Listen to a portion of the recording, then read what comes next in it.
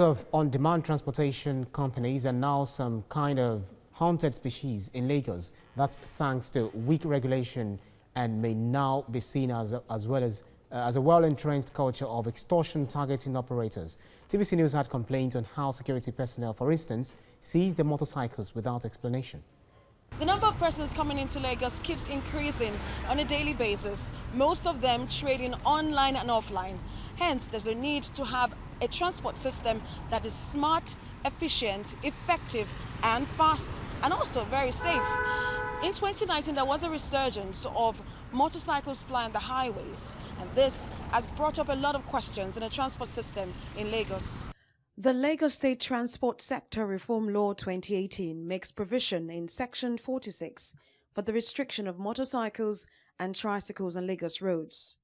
The law prohibits the operation of motorcycles and tricycles of 200cc engine capacity on major highways within Lagos State, with the exception of motorcycles used for mail delivery.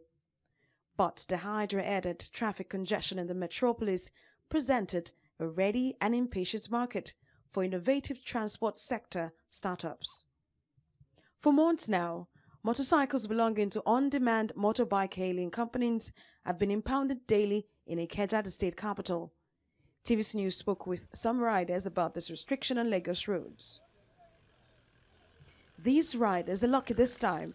They may not be next time. We just noticed that task force started to arresting us on our way, passing the Alausa area. Even automatically anywhere we are passing in the Ikeja side, they are just arresting us. And we complained this in our company.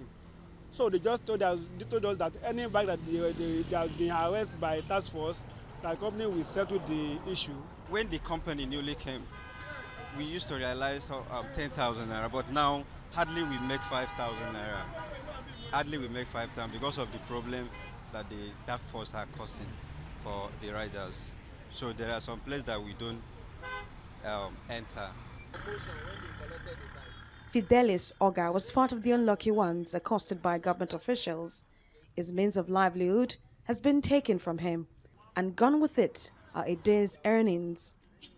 He now joins the swelling ranks of others before him who are united by the common fate of waiting for the management to sort things out. There was something written on their van, governor monitoring team.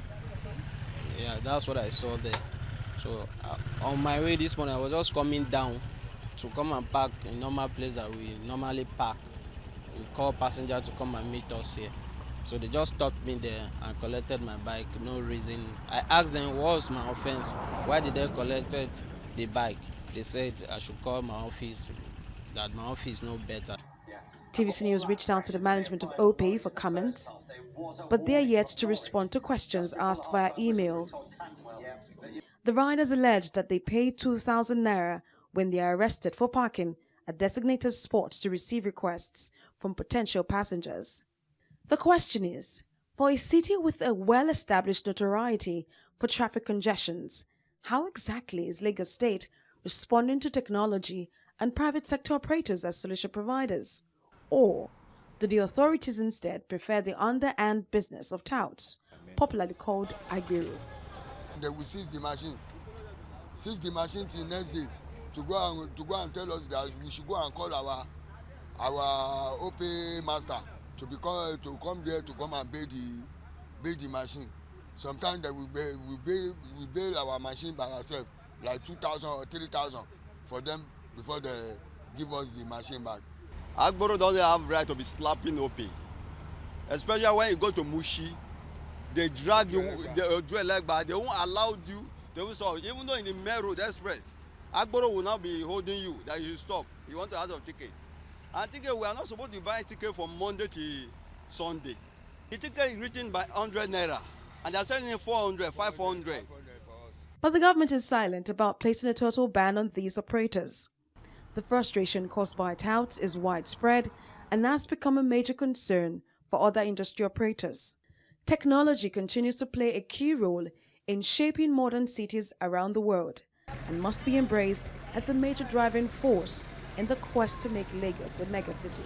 But for now, the challenge with giving technology its right of way is simply one calling for clear regulation by government that will pass its benefits to average road users. Until that happens, the government's aim to reach a smart city status remains stuck in a special kind of gridlock, one caused not by too many vehicles in the city, but by the nefarious activities of touts on the roads in the state. Sarah Ayeku, TVC News, Lagos.